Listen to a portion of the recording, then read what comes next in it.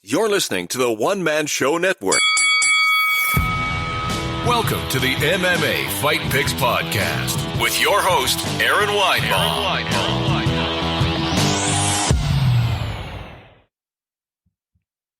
Hey everyone, welcome to the MMA Fight Picks Podcast. I am your host, Aaron Weinbaum, and today we are picking fights for Cormier versus Miocic 2, and something disastrous has happened with my notes all of a sudden, but I'm going to try to recover those real quick before I get into it. I am on, hopefully if this is working out, I am on Periscope and YouTube, so if you are on YouTube, feel free to please hit subscribe. This is interactive, so please leave your comments, and I'll try to get to those as well before it all ends. I'm having trouble, like I said, just a little bit of trouble with the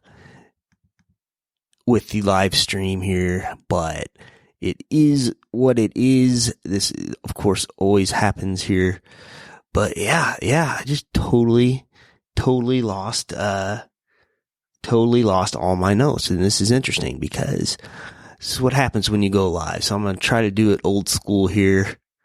You know what? I got him. I got it. I figured it out. See, it wasn't so bad after all. Thank goodness for technology. So, of course, we're back at the Apex. This is the smaller cage, which normally I wouldn't say makes a difference, but it very well could make a difference with Miocic and Cormier. I'll get in that in a minute, so let me know what you think there. Of course, you may notice the camera's a little different. I am in the One Man Show Network Studio South. So this is the office location because I'm trying to help out my father figure out some things with his now defunct radio show, if that makes sense. So first up, at 155 pounds. This is a really good fight here. Jim Miller at 155 pounds versus Vince Pichel. Man, I like this fight. I do. This is kind of old school versus new school here. Vince, of course, a friend of the podcast. When he fought Roosevelt Roberts, he actually came on the podcast and helped pick his own fight, which was pretty monumental there. But let's see what's up here. First up, Jim Miller looked very impressive against Roosevelt Roberts, who just happens to be the common opponent of both men beating Roberts in their last match. Of course, Jim Miller made quick work of him with an armbar. Vince Pichel, on the other hand, it was a unanimous decision. Jim Miller looked really, really good in that fight. Hasn't been the most consistent fighter. He has battled Lyme disease. I think he's doing better with that as well. We'll see. Before that, he has a decision loss to Scott Holtzman, had wins over Clay Guida, Jason Gonzalez, a loss to Charles Oliveira. Actually got submitted by Charles Oliveira in a fight. I picked Jim Miller to win. I underestimated, I guess, Charles's ground game there. So that's on me, I guess.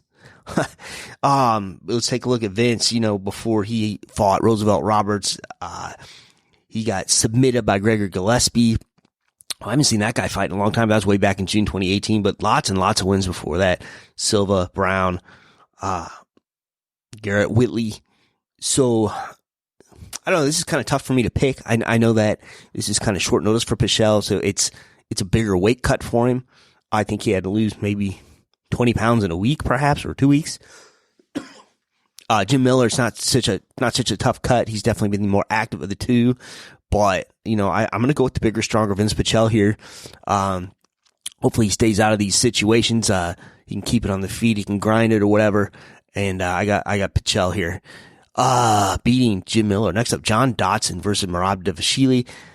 Gosh darn it, Merab's a big fan of the Iaquinta Realty, Twitter account. However, he's going up against the much more experienced John Dotson. Let's just take a look at Dotson here. Possibly. Yeah, there you go. Just beat Nathaniel Wood. Before that, he has losses to the tops of the 135 pound division, Piotr Yan, now the championship. Jimmy Rivera has a win over Pedro Munoz. a loss to Marlon Moraes, but that was a split decision, and Marlon's no joke. He's always on the short list of the contenders. Win over Eddie Winland. But let's take a look at Merab here. I mean, I think John's going to be more of a problem to take down than Merab's past opponents. Gustavo Lopez, I know he took that fight on short notice. Casey Kenny, Brad Katona, Terrion Ware. He does have a loss to Ricky Simone, but that was kind of one of those deals where I don't think he was quite tapped, but it is what it is. And then a split decision against Frankie Sands. But I think I'm not, as much as I love Merab, I think he's certainly a future champion someday. I think that experience is going to show a factor here. And I think that ultimately this will be good for Merab. He's talking about going down to 125 pounds anyway if Aljamain fights for the belt. So interesting, but I hope for Merab to win this fight. But I think I got to go with the experience of John Dotson here. All right. Next, this is not even the co-main event. This is crazy. Junior Dos Santos versus Josino Rosenstreet. Dos Santos, I think his last fight was a loss against Curtis Blades, TKO, a loss against Nagano. Ugh, that was hard to watch. Before that, he does have a win over Derek Lewis. Hit him in the, he says he likes to hit fat guys in the belly, so he did that to Lewis, Tai Tuivasa, Liga Ivanov. But he has lost 2-0, and then you got Rosenstreet. He went up against Ngannou last, and he got starched, man. And, that's just kind of what happens. You don't want to trade it out with Francis Ngannou. So, interesting there. Wins over Alistair Overeem. Besides that was a last second punch there in a fight that Alistair could have just bicycled away and won easily. Andre Arlovski knocked him out. Alan Crowder knocked him out. Man, I think this is new school versus old school.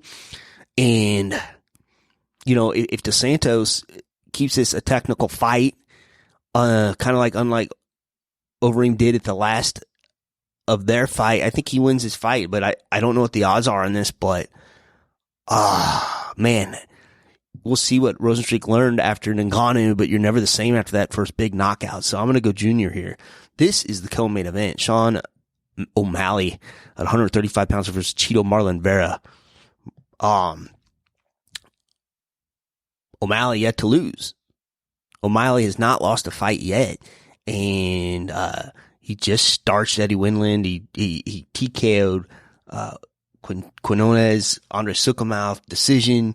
And those are the highest caliber fighters he's fought. And by far, Vera is going to be his toughest test. But Vera is no joke. He is coming off a loss to Song Yadong, but it's a hell of a fight. It's got wins over Andre Uel, Nolan Hernandez, Frankie Sands. But I am going to go the young buck here, Sean O'Malley. I think this guy, for as goofy he may come off, I think this guy is super serious in what he does. And I like him to win this fight. So there you go. All right, now here we go. The main event of the evening. Stipe Miocic, Daniel Cormier. The only people they fought in the last few years are each other. So, of course, Cormier losing to Stipe that last fight in the fourth round, in a fight that he was winning, took some body shots, abandoning his wrestling. Before that, he beat him. Cormier beat Stipe in their first fight, kind of starts him in that first round there. Look at Stipe here. Beats Francis Ngannou, beats Junior Dos Santos, beats Alistair Overeem, beats Verdun, beats Arlovski, beats Mark Hunt. Hadn't lost really since 2014 against Junior Dos Santos in a fight that if it were three rounds, he would have won. Now, Cormier, what do you say about this guy? He's Mr.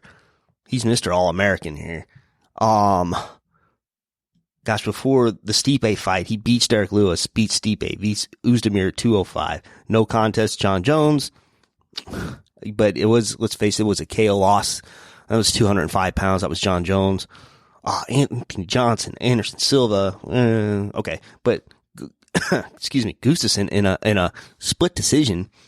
But I don't know, man. This is so hard to pick. I know that Stipe says this smaller cage doesn't matter, but this is where Cormier's dirty. Like, he's got the smaller area to work with. He'll clinch you. He'll try to wrestle you. He'll get you against that cage, and without the space, without, I guess, Stipe trying to create distance, that's tough for me to pick, but I think I like Cormier in this fight. I think this smaller cage does it for him, so that's it.